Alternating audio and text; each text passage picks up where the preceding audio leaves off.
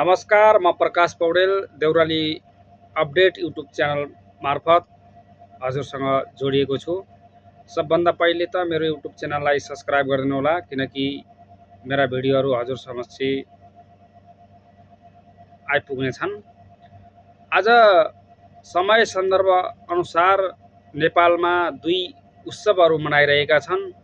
एक थरी गणतन्त्रवादी, अर्को थरी राजावादी अथवा राजा फर्काउने आम जनताले दुई थरीले दुईटा उत्सव मनाइरहेको परिस्थितिमा मैले अलिक टाढाबाट र देशको परिस्थिति नजिकबाट निहालेर देख्दाखेरि आजको यो परिस्थिति आउनुमा गणतन्त्रवादी निरङ्कुश, नातावाद, झुलेपाद र दोस्रोलाई प्रतिशोध गर्ने प्रवृत्ति हावी भएको हुँदा आम जनताले विकल्प खोजिरहेको यो अवस्थामा राजाको भोटुटी अथवा आम जनताको एउटा बदलिदो सोचलाई निहालेर हेर्दा राजाले आफ्नो एउटा दृष्टिकोण सार्वजनिक गर्नुपर्ने मैले देखेको छु। त्यो हो आम नेपाली जनताले रोजगारी पाउने सुनिश्चित हुनु पर्यो, नेपालको प्रति व्यक्ति आम्दानी सुनिश्चित हुनु पर्यो र स्वास्थ्य, शिक्षा र आम जनता समान किसिमले, समान दृष्टिकोणले राज्यका हरेक चिजलाई समान पहुँचले उपभोग गर्न पाउनु पर्यो। त्यो दृष्टिकोणमा राजाले आम जनतालाई विश्वस्त गर्ने गरी एउटा आचार संहिता अथवा एउटा आधार खडा गर्नुपर्नेछ। आजको आन्दोलनले अथवा गणतन्त्रवादीको खराब प्रवृत्तिले मात्रै राजा आउँछ भन्ने त्यो सजिलो आकलन गर्न सकिँदैन।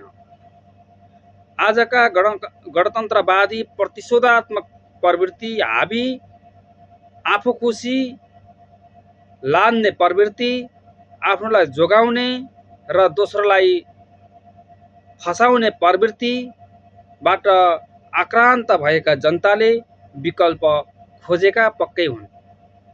त्यो मान्दैमा राजाका बिना शर्तहरू अथवा बिना कुनै आधार बिना जनता राजाको पछाडि आइहाल्ने भन्ने पनि त्यति सजिलो मैले देखेको छैन।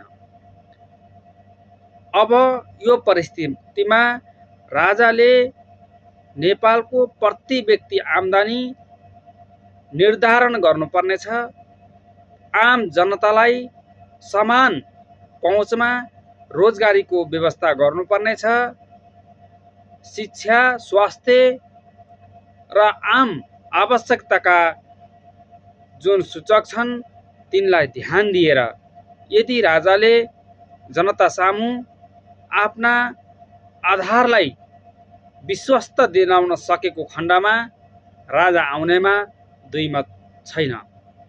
किनकि नेपालको परिस्थितिमा गणतन्त्र अथवा संघीयता अथवा बहुदलीय व्यवस्था यो नेपालको लागि अशोभनीय देखिँदै आएको छ। आज जुन काठमाडौँमा देखिएका आन्दोलन छन्, सरकारले जनतामाथि देखाएका जुन निरङ्कुशता छन्, यसले आम जनता निराश छन्, आक्रान्त छन् र यो परिस्थितिमा कुनै दोस्रो व्यवस्था अथवा बदलिन चाहेका जनताको आकांक्षालाई बुझ्न सकेको खण्डमा त्यस्तो व्यवस्था अथवा पुरानै राज संस्थाले ठाउँ पाउनेमा दुई मत छैन। यो हाम्रो नेपालमा एउटा नराम्रो प्रथा छ, जुन हो जनतालाई पार्टीको सदस्यता प्रदान गरी बन्धक बनाइने यो परिपाटी नै नेपालको लागि बहुत खराब देखिँदै आएको छ। किनकि सदस्यता लिएको आधारमा आफ्नो पार्टीले अथवा दलले खराब गरे पनि त्यसलाई चाहिँ स्वीकार्नु पर्ने, राम्रो भनिदिनु पर्ने यो प्रथाले नेपाल सकिँदै गएको दृष्टान्त देखिन्छ। अब आजको आन्दोलनले जनतालाई सूचित के गर्छ त? अथवा जनता कसको पक्षमा लाग्ने?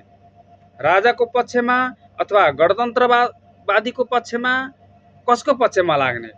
कसको पक्षमा लाग्दा जनताले आफू सुरक्षित भएको महसुस गर्छन् अथवा आफूले आफ्नो जीविकापार्जन गर्नको लागि रोजगारीको व्यवस्था पाउँछन् भनेर विश्वास दिलाउन सक्ने यी आधार न त राजामा देखिएको छ, न त गणतन्त्रवादीमा देखिएको छ।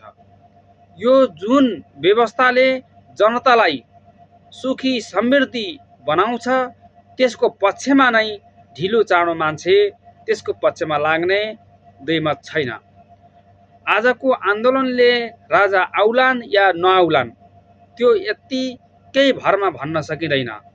तर यदि राज संस्थाले नेपालका आम जनतालाई स्वास्थ्य, शिक्षा, रोजगारी र प्रति व्यक्ति आम्दानीलाई सुनिश्चित गर्दै आफ्ना आधार जनताको सामु प्रष्ट पार्न सक्छ र त्यसलाई भोलिका दिनमा उतार्न सक्ने कुनै पूर्वाधार देखाई जनता सामु आउँछ भने राज संस्था आउनेमा पक्कै छ। किनकि नेपाली जनताले, मैले यो विषय उठाइरहेको छु कि नेपालको प्रति व्यक्ति आम्दानी सुनिश्चित हुनुपर्नेमा मैले देखेको छु। आम जनताले यो पनि भन्नुहुन्छ होला, यसै त नेपाल गरिब छ अथवा प्रति व्यक्ति आम्दानी माइनसमा छ अथवा ऋणमा छ, कसरी प्रति व्यक्ति दिन सक्छ भन्ने क्वेसन आउन सक्छ। जुन संस्था अथवा जुन शासकले माइनसलाई उचाइमा लगेर प्रति व्यक्ति दिन सक्छु भन्ने दृष्टिकोण राख्न सक्दैन, त्यस्तो शासकले कहिल्यै पनि देशमा शासक गर्न सक्दैन र जनतालाई सुखी समृद्धि र खुसी बनाउन सक्दैन। जुन शासकले आफ्नो प्रजा अथवा आफ्नो जनतालाई खुसी दिन सक्छ अथवा प्रति व्यक्ति दिन सक्छु भन्ने आँट गरेर आउँछ, त्यसले त्यो दिनको निम्ति आफ्ना उद्यमी अथवा कल कारखाना आदिलाई विस्तार गर्छ र अनेक किसिमबाट चाहिँ प्रति व्यक्ति दिनको निम्ति जुटाउनु पर्ने रकमलाई उसले कुन माध्यमबाट हुन्छ त्यो माध्यम अथवा त्यो बाटो उसले निर्धारण गर्छ र त्यो स्रोतबाट निक्लेको पैसालाई आफ्नै प्रजालाई अथवा जनतालाई दिन सक्छ। यो किसिमले जुन जनता शासक अथवा जुन दल अथवा जुन व्यवस्था हो तिनले यी आधारशील खडा गर्न सक्दैन भने भोट बैंक बाहेक अरू केही हुन सक्दैन। यसको लागि राजा हो अथवा कुनै व्यवस्था हो, नेपालको जनतालाई प्रति व्यक्ति आम्दानी दिन सक्छु भन्ने सुनिश्चित गरेर आउँछ भने त्यस्तोलाई मात्र भोट दिउँ अथवा त्यसको पछि मात्र लागौँ, होइन भने सबलाई बहिष्कार गरौँ। यो नै मेरो चाहिँ दृष्टिकोण हो।